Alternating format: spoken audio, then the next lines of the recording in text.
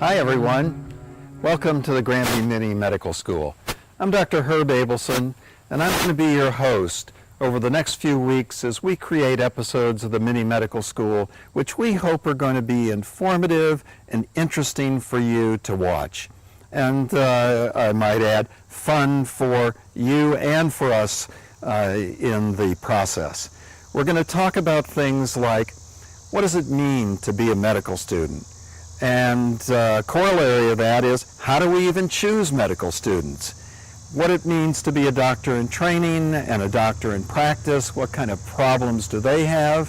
And then we're going to go on and talk about common problems that afflict all of us, especially as we age. And I'm speaking personally about those sorts of things. We're going to talk about diabetes and heart disease, hypertension, stroke, the common things that afflict all of us, and certainly are going to be major issues for people in our great town of Granby.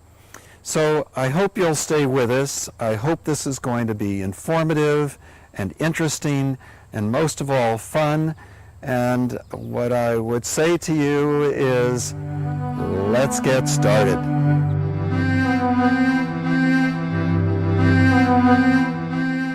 Hi folks, welcome to this episode of the Granby Mini Medical School.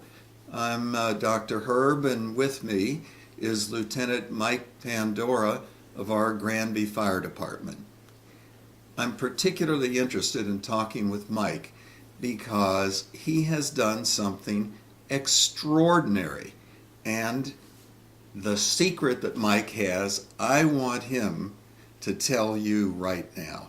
Mike, what have you accomplished in the last year? Well, in the last just over 12 months, I've lost a little over 100 pounds, 104 pounds total. Whoa, 104 pounds. Yep. That is incredible. How did you do that? It was actually pretty simple. It was a matter of counting calories and getting some exercise and balancing what I ate. Now, enlarge that a little for us. What do you mean counting calories? How did you know to do that, and how did you learn how to do that, and how did you actually do it? Well, somebody I work with actually was talking about, he was counting calories for a different reason because he's working out trying to build muscle, and he had an app on his iPhone called MyFitnessPal. So I looked at it, started using it, put in, it's generally designed for weight loss, although you can use it to gain weight as well if that happens to be your goal. But I put in that I wanted to lose an average of 2 pounds a week, which is not an unreasonable amount.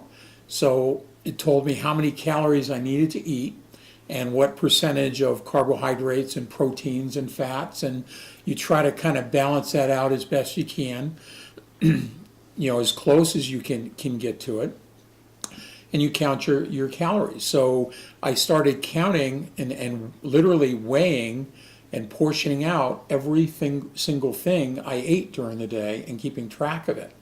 And then the other piece that it adds to it is when you do exercise, it allows you extra calories for your exercise. So I started tracking my exercise as well. So I think you have made an extraordinarily important point. You recorded everything. You actually kept track of what you were eating right from the get-go. Right from the get-go, and it's now been 376 days. And I've counted every single thing that I've eaten. Okay, I think that's key, and I think that's key for everyone who's watching. If you really want to do things, you've got to make a major effort, and it's got to be one that you can see results from. Yes. All right, so why did you do this? I just, it started a year ago, March, where I did a stair climb for the American Lung Association in full firefighter gear to raise money for the Lung Association. And I was at full weight at that point. I was just about 300 pounds. And I did the stair climb 24 floors in full firefighter gear with an air pack on. which is another 50 to 60 pounds of gear as well. It took me 36 minutes to get to the top floor, to the 24th floor, and I was not doing well physically. I have asthma to begin with, and I just really was not feeling well, and I just decided at that point enough was enough and I needed to do something about it. So I did, and I started walking and then jogging and running and counting calories, and eventually that led to running a half marathon and finishing it, and then redoing that same stair climb this past November, and instead of 36 minutes I did it in 6.5 minutes, the same stair climb. So had to make you feel pretty terrific. It was just an awesome feeling that I could, here's something I struggled with 8 months prior, and now I did it. I mean, it was hard work, but I did it in 30 minutes less time, doing the same thing. So there was a physical issue here. You just didn't feel you were fit enough. Did you think of any health consequences to being overweight? Oh, I mean, of course there are health consequences. Fortunately for me, the only health issue that I have and still have is asthma, and that's probably not going to change, although it is better. I wasn't dealing with cholesterol yet. I wasn't dealing with blood pressure yet. I wasn't dealing with diabetes yet, although it was borderline. I wasn't on any medications for any of those, but had I continued, and this was a conversation with my primary care physician, had I continued, those things would have come up. All right, so let's talk about that for just a minute so that folks understand that. At the time you started, what was your waist circumference? I was at around a 44 to a 46 waist. 44 to 46, okay. And do you have any idea what your BMI was, the body mass index? My BMI at that point was around 36. 36, okay. For people who are listening, there are body mass index calculators that you can see on the internet. I'm not going to tell you how to do it now because that's just a little much, but it's just a measure of your mass or weight divided by your height, and unfortunately it's in metric units, so it has to be converted. But there are indicators, index indicators on the internet. You can get one of those. Okay, so your waist circumference was 44 or greater, and your BMI was way up there over 30. That's correct. Okay, and what I want people to understand that there's something called metabolic syndrome. And metabolic syndrome is a condition that if you have excess belly fat, and Mike did at that time, he had a waist circumference that was 44 to 46, you're at risk for developing cardiovascular disease and diabetes, particularly if you have increased blood pressure, which you didn't have at that time. Right. If you have increased fasting blood glucose, which presumably you didn't have. You did at that time. I was borderline. You were borderline at that time. If you have increased triglycerides, or if you have increased and high-density lipoprotein cholesterol. If you have two of those four, triglycerides, the HDL, the blood pressure, the fasting blood glucose, then you're at real risk for this metabolic syndrome and cardiovascular disease or diabetes. And you and your primary care physician talked about that, and you knew you were at risk. I was at risk. Okay, so let me just say another word about this. For all of us, a BMI greater than 25 is starting to get overweight, and over 30, you're starting to get into obesity, and over 35 to 40, you're getting into massive obesity. So it's something that you can look up on the internet and be truthful with yourself, though. Measure your height and really measure your weight, put it into the calculator, see what your BMI is. Also, exhale and measure your waist circumference.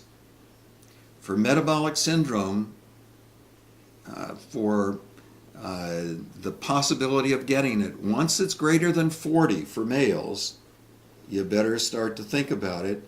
And for obesity, even when it's greater than 37, you ought to start worrying. For women, greater than 35 is a real risk factor, and above 31 and a half, you got to start worrying about these things. Okay, so you started to undertake a program. How did you actually start it? What did you do at the onset?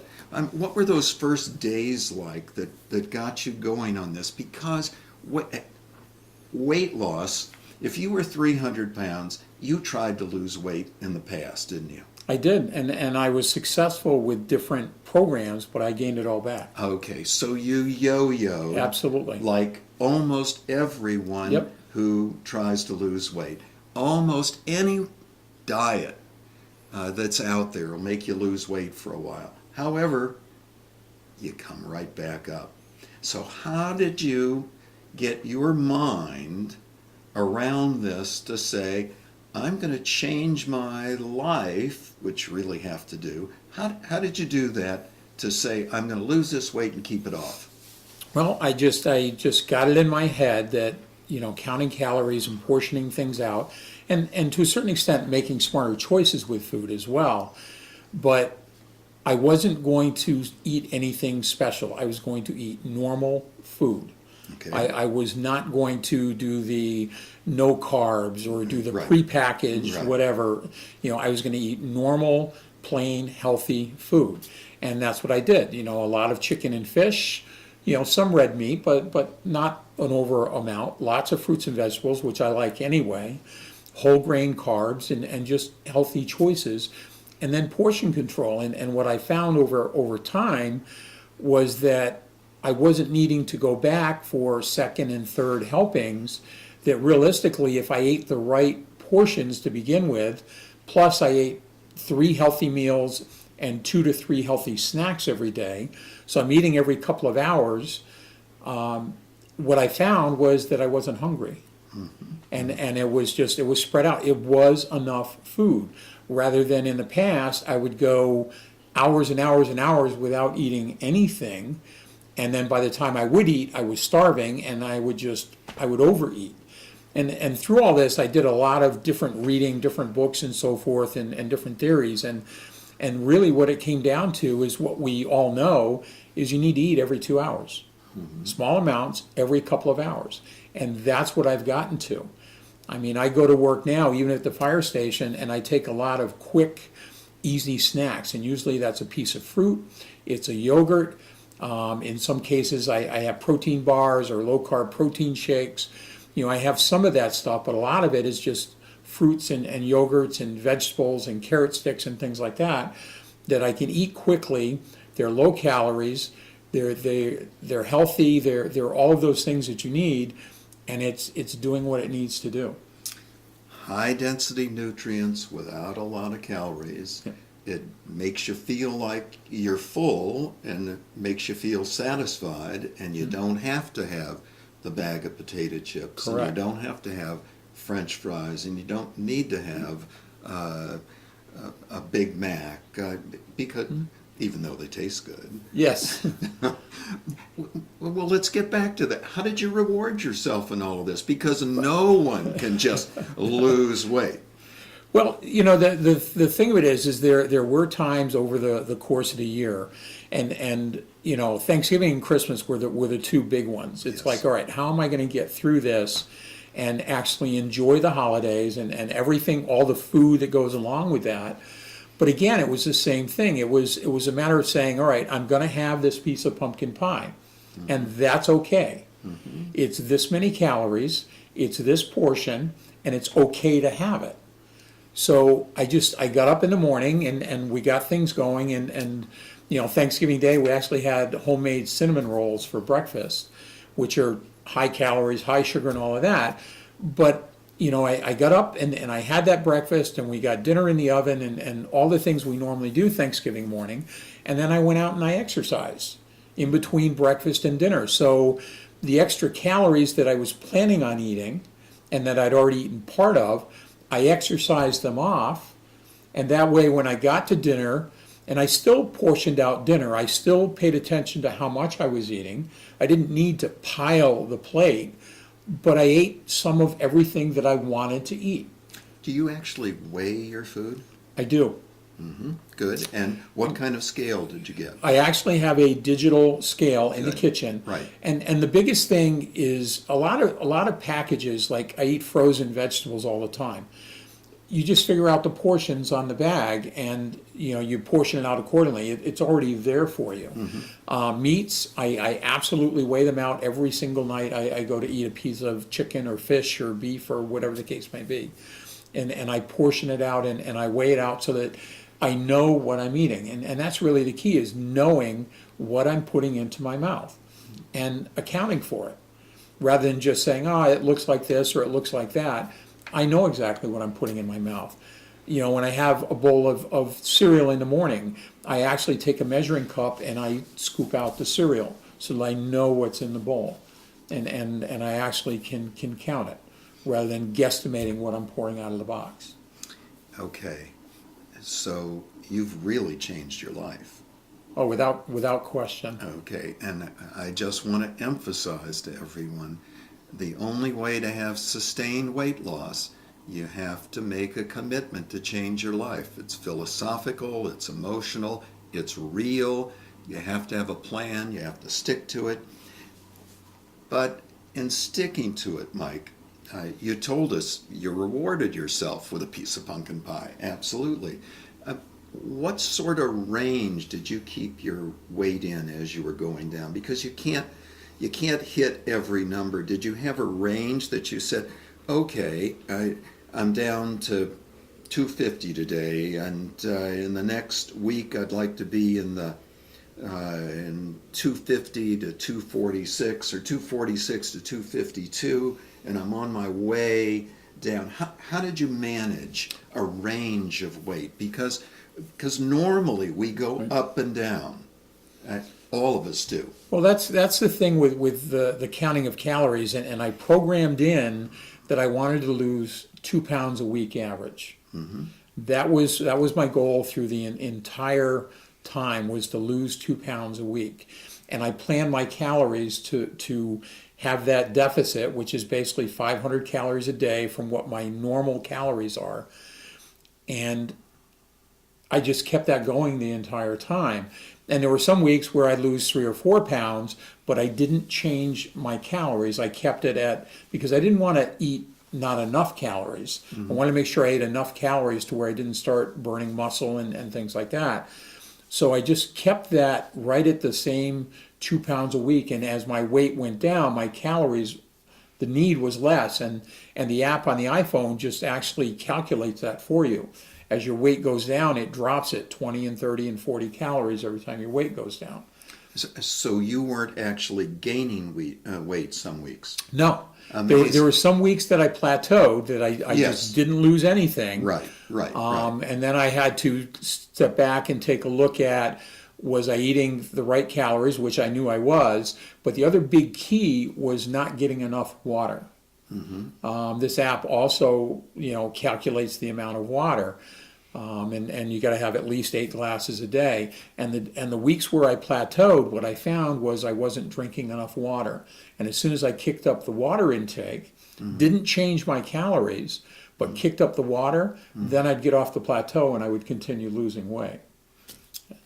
All right. In terms of fluid intake, what about, let me ask you, I don't mean to be personal here, but what did you do about alcohol? I'm not big on a lot of alcohol to begin with, but again, it's one of those things, and it's funny because through the weight loss, the first 2 beers that I actually had were with my primary care physician.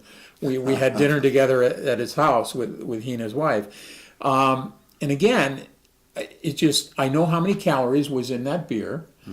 And I planned it into my day for my calories. I planned it into my exercise. And, I limited it to the 2 beers that I planned for, and it was okay. I mean, it was okay. What I want to say to everyone is, for the most part, alcohol are just useless calories that are being added. And I'm not speaking for or against alcohol. I'm just saying there's a lot of calories that people consume. Yes. A lot of calories.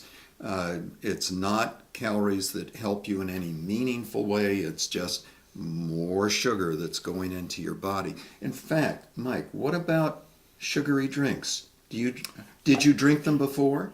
I didn't, and that's the funny part of it is I drink Diet Coke primarily, and I always have.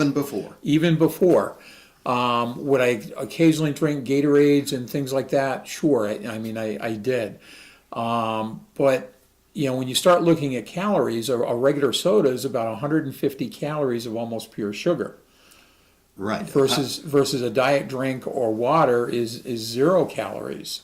Right. And back to the alcohol thing, the average beer is 150 calories.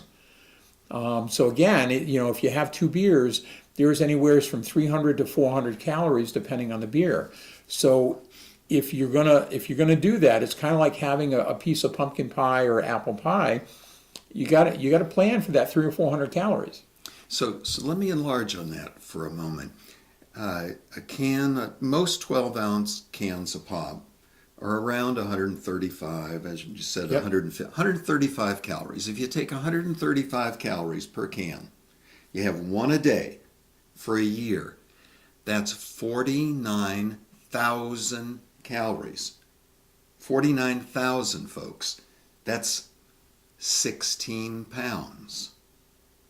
49,000. One can a day. That's all it takes. 49,000 calories. So you want an easy way to eliminate a lot of calories from your diet? Do either diet pop or do water, but get away from the sugary drinks. It adds up in an enormous hurry. That's 10 I'm going to say teaspoons or tablespoons, I'm not positive, of sugar per can of pop. Teaspoon of sugar is 16 calories. Yeah, a lot of calories. So it's teaspoons, 10 teaspoons of sugar per can of pop. Okay, so exercise has been a critical part of this.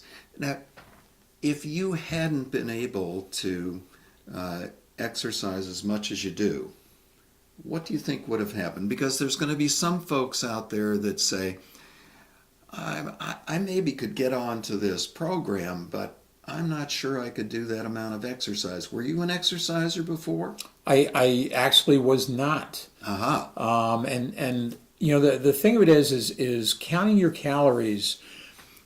The way the program that I followed works is it doesn't account for exercise.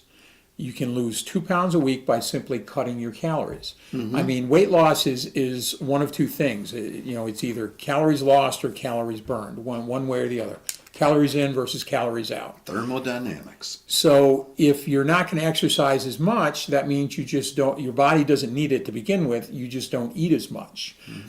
And the other thing that I found as far as the reading, because I hear this all the time, is, well, I don't like to run and I'm not going to be a runner. Well, you don't have to be. Mm-hmm. What a lot of the studies are showing is that a brisk walk will burn the same calories mm-hmm. as a jog or a run. Mm-hmm. So those that can't or just don't want to, it's not their interest, they don't have to run. Mm-hmm. You just got to move. You got to move. So you could bike, you could dance, you could swim, you could do whatever. Anything. You got to move. You just got to move. Move more, eat less. Move more. I like that. Move more, eat less. Another way to possibly eat less, and I want to see what you think of this, is to use smaller plates. That's kind of a deceptive way of doing it, but it absolutely works. If you use a very large plate, the general feeling is that you want to fill that plate. Right. Versus if you use a smaller plate, you still fill the plate, but it's obviously you can't fit as much on that plate. So it's deceptive, but it works. And you can do it whichever way you want to, but the way that I've found that absolutely works is knowing exactly what I'm putting in my mouth. And the only way to do that is to measure it out, weigh it out, whatever it takes, so that you know how many calories that you're using. I mean, you can even, and I did this at first until I kind of got a better idea of it, but the scale that I bought had a booklet where you put an apple on the scale, tells you how many grams are in that apple and how many calories that is. Because obviously all apples are not the same size. So that also kind of gave me a better idea of, well, if I eat this jumbo apple, is it really only 80 calories versus this tiny little apple, which is only about 50 calories? And it kind of gave me a better idea of that. I don't necessarily do that with fruit anymore because I buy an average size and I kind of know where it falls. But that can have an effect on it.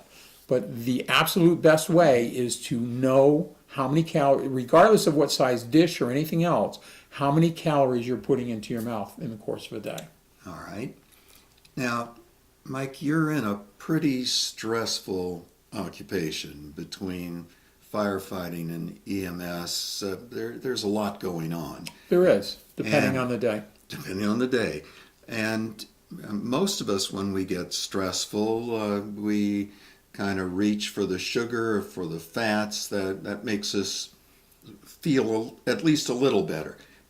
How do you deal with stress in your job to work through all of Well, there are days that I come home that's been a busy day, a stressful day, whatever's going on, whatever issue's going on, and the way I deal with it is I go and I exercise and I burn it off that way, rather than reaching for something that's, unhealthy or whatever the case may be.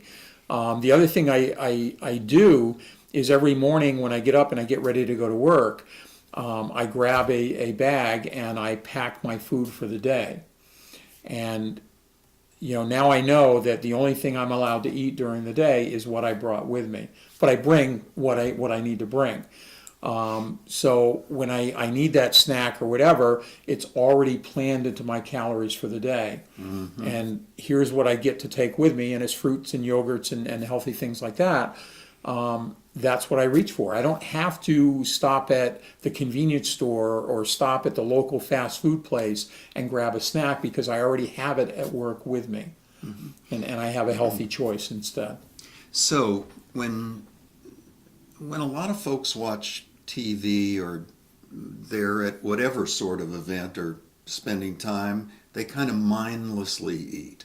It's something that's almost a reflex. And of course, the television is helping us do that. It's advertising all sorts of things. We get bombarded with marketing about all sorts of food products. How do we resist that sort of thing? Well, again, it goes back to planning, and I'm one of those that ice cream is like my favorite dessert of You all and me time. both. Yes. And rather than saying no to the ice cream, I plan it into my calories for the day, and then I actually go get the bowl in the kitchen, put it on the scale, portion out my ice cream based on how many calories I'm allowed to have for the rest of the day, and then put the container back in the freezer, and I'm done with it. The other piece of this is, and again, through the reading, and I've read a bunch of different books on this, I don't eat anything after about 9 o'clock at night. So that in my average breakfast is between 6 and 7 o'clock in the morning. You want to give your body 8 to 10 hours of no food. That way your body, and most of that is while we're sleeping, is burning off what's already there. So that's what I do, is I don't say no to the ice cream. I say, yes, you can have this, but here's the amount you can have, and you got to do it before 9 o'clock. And then nothing before 6 a.m. the next morning. I think this is so important, folks. The concept of rewarding yourself with the things you really like, within limits. If you take everything away, I just guarantee you there's no way to adhere to this sort of diet over any period of time. It's just not possible to do. We can't deprive ourselves. So we have to find the right ways to reward ourselves. Mike, you're very demanding of yourself and how you manage this. I don't know whether this is like Weight Watchers in terms of measuring all the calories or whichever one of these, but some folks still are not going to be able to do this. And you've read a lot of things about weight loss and diet and keeping weight off. For someone who just, whether it's philosophical or emotional or whatever it is, they just cannot adhere to this strict a regimen, what sort of things would you recommend to them? Well, the thing of it is everybody looks at it as a strict regimen, but it really isn't. Mm-hmm. It's living life. It's eating food like you normally would, breakfast, lunch, and dinner, having a couple of snacks, but making smarter choices and knowing how many calories you're putting in. And knowing that, okay, if I'm going to eat 5,000 calories today, well, you know what? That's going to gain me 2 pounds at the end of the week. Versus if I make smarter choices and portion it out, maybe I'm only going to eat an extra couple of hundred calories, but you know what? After work today, I'm going to go for a walk and I'm going to burn those couple hundred calories off. Mm-hmm. So now you're even. Okay. So now you've balanced it out. It's not that bad. And then when you talk about exercise, as you know, it's good for your heart. It's good for your cholesterol levels. It's good for your sugar levels. It's good for your lungs and everything else. Just by getting out there and getting and it's good for your mental status. Just getting some exercise and getting your mind off from whatever else is going on. I just want to emphasize again, to lose weight and keep it off, you have to change your way of living. This is a major change in lifestyle to really make this happen. Mike, I really believe in demonstrations. And you were a very big guy before. You're a much smaller guy now. Demonstrate that for us a little bit. What did your pants look like before? Actually, these were the pants that I was in when I started versus what I'm wearing now, which is about 10 inches different. Wow. That's just absolutely extraordinary. I know that my wife Connie doesn't believe in these reality programs. The only one that she thinks has any credibility is The Biggest Loser. That these mm-hmm. folks make a tremendous commitment, and they really do lose weight and really do change their life. And what that's all about is they're counting their calories, mm-hmm. portioning out their food, mm-hmm. and they're exercising. Now, granted, they're doing it over a 6-month period of time with trainers and. Yes. And they're doing it where they're working out in the gym, 6 to 8 hours a day. That's their job for that amount of time. But it doesn't have to be that way. I mean, that's the extreme, and certainly that's going to work. But when they leave there, what are they going to do to maintain it? Mm-hmm. So as you've said before, it's a lifestyle change. It's yes. a commitment to this is how I'm going to live my life. And as busy as my schedule was and thinking, I don't have time, when I decided that I was going to make the time, it's amazing how much time I actually have.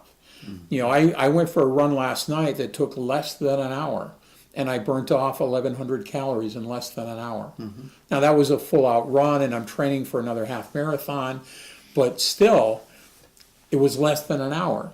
So if somebody went for a walk for an hour after work, kind of cleared their head, then went back and said, okay, now I'm going to do dinner and whatever else, it's an hour, a couple times a week, 3 times a week. That's all it takes. Maybe they're not going to burn 1,100 calories, but they'll burn 300 or 400 calories. Right.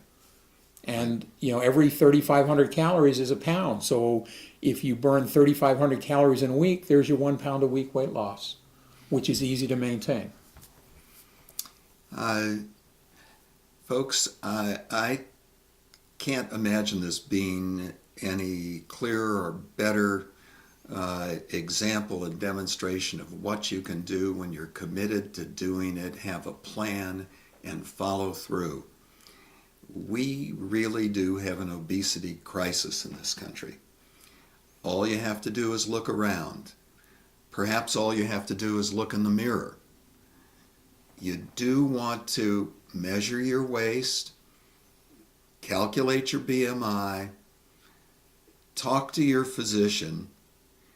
Think about this. Obesity is just associated with a whole lot of stuff that's bad for you.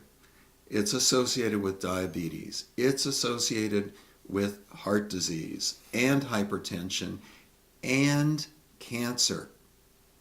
You've got a chance to take better control of your life by doing things over which you have control. And I want to urge you to think about that, talk to your primary care physician about it, and I hope make a change in your lifestyle. We've got a perfect example here in Granby. We've got Lieutenant Mike. I'm going to start calling him now Dr. Mike after this interview. So this is Dr. Herb saying, hope you've enjoyed this episode of the Granby Mini Medical School, and we'll see you again soon. Bye-bye. And Mike, thank you so much. You're welcome. Yeah.